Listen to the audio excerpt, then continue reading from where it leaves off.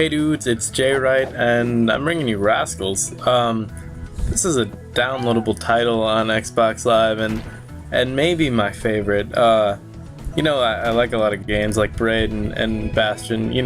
Okay, wait.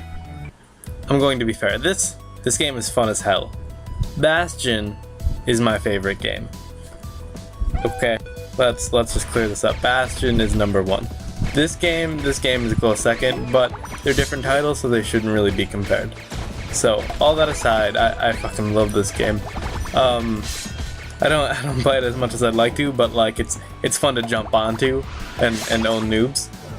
This guy specifically, I'm better than him. I beat him, and the gameplay. It takes a while to find a match because nobody plays this game anymore, but I always have a blast playing it because the point of the game is to pick one of the cool looking characters, get power-ups, use frenzy, and break blocks. It's pretty simple, but it turns out to be, in the grand scheme of things, a lot of fun. And given some of the power-ups, like how in Mario Kart there's always just that one that's like super overpowered. Well, in this game it's the fireballs like that. How I just wrecked him and got past him. He would have won had I not gotten fireballs, but I got fireballs, so there's not much you can do. I mean it's cheapish, so cheap, but I mean it's still fun and it brings a good element to the game that there's different kinds of power-ups and some are better than others. So when you get some, if you use them correctly, it can turn the game over, which is good for a game, especially one like this where if you get too far behind, you're just stuck losing. That would be pretty gay. Another thing to mention is this game's storyline, funny as hell. Just like whoever did the storyline for it, they say like that's what she said jokes and they just say funny things throughout the whole thing. By the way, if you touch lava, you lose your frenzy on the left side, and you can also swim in water very fast upwards, and it's kind of weird, but it's cool. But yeah, the storyline for it is just really cool. It's one of those games where I actually wanted to read what was going on rather than skipping past it and playing the game. On top of the fact that they have hard as shit puzzles throughout it. Some of the challenges took me so long. I sat there and I gave up on one of them at one point, and then one day I just, I said fuck it, and I tried it one more time and I got it.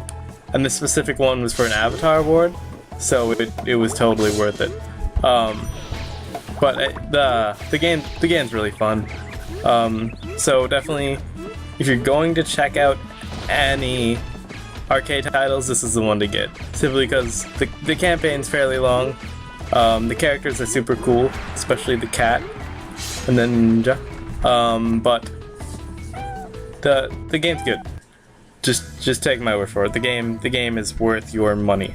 Other titles, Bastion, Summer of Arcade title, and I'm going to upload something at some point of me playing the game. But the game is just, the music in it is probably the best score of music I've ever heard other than Halo. They have a lot of bluegrass, jazzy songs and some orchestral ones, and it's the best soundtrack, and it was just overwhelming when they play certain songs, and the ending is great. And there's two endings, so you play through it twice, and you get to play through it again and get upgrades whenever you want, and you get to keep all your stats, and they did a good job with it. I really liked it, and I didn't expect to like it that much. I was actually putting off buying it, and then I had the extra points, so I decided to, and I'm so happy I did. It took up a good 30 hours of my life playing through it a couple times, so it's worth it. Any other titles I can think of? Braid. Braid was good. I like Braid. The thing about Braid is that it takes a long time, and there's no way you're getting through all of it without YouTubing how to do puzzles. So, and that note, it gets kind of annoying. But other than that, I mean, they have good arcade titles, and I have a lot of arcade games like Castle. I like Castle Crushes. Scratch that. I like Castle Crushes as well. But I mean, as far as games go, they don't. I mean, they're good, and they have a lot of them, and I have a lot of them, but none are like standout amazing. I mean, they're usually just worth the 15 bucks you paid. Then you beat them, then you don't look at them again. Sometimes you don't even beat them. So my standpoint on them is keep releasing them, just release better ones. I mean, I like that they don't cost so much, and usually the DLC is like 10 cents for DLC packs for arcade games, which is cool. So I'm digging that. And like I said, there's standout ones like this, you know.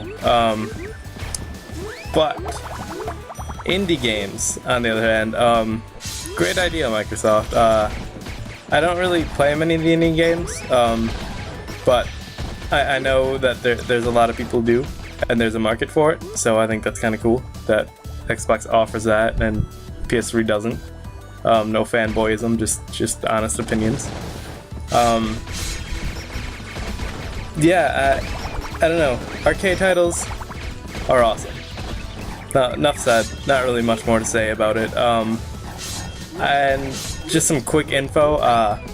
Working on doing a Minecraft video. Just want to get some stuff ready first. Battlefield will be up tomorrow or the next day after I get off work. Gears of War 3 I'm picking up tomorrow. So I want to get a video of that, but I want to get a feel for it first. So that will come. I'm not exactly sure when. That's pretty much all the games I'm working on right now. Let me know what you think of the video. Any likes, suggestions, comments, anything you have to say, please let me know. Thank you for watching, guys, and have a good night.